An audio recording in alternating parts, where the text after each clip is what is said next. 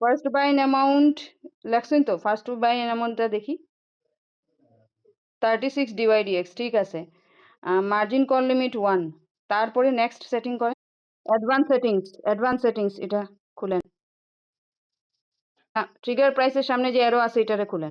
Choose MACD আর মোর দেন 0 না less than 0। Good, ওই তো হয়ে গেছে। সেভ করেন। Activate and create. I understand. হ্যাঁ, স্ট্যাটাসে লেখা আছে এখনো এই কন্ডিশন আইছে না, গোল্ডেন ক্রস আর MACD লেস দেন 0 আইলে তখনই MACD বাই করব, আর নাইলে হে বাই করতো না।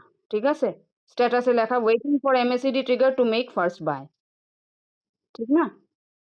এই MACD দিয়ে বাই করাইলে কি হইব, যখন তখন যেখানে সেখানে বাই করতো না। ঠিক আছে, আর ফান্ডও আটকিয়া থাকতো না। একটা কন্ডিশন আইব, নিচে যত যাইব তখন বাই করব, বাই করিয়া হে ম্যাক্সিমাম প্রফিটটা দেওয়ার চেষ্টা করব, ইন্ডিকেটরস দিয়া করছি। ঠিক আছে, স্ট্র্যাটেজিতে আসেন, রিফ্রেশ করেন, রিফ্রেশ করেন। এই তো দুটোটা কয়েন এখানে আইছে। হ্যাঁ, তো দুটোটার মধ্যে আমরা ইন্ডিকেটরস লাগানি, একটাতে ওয়ান শট আর একটাতে সাইকেল।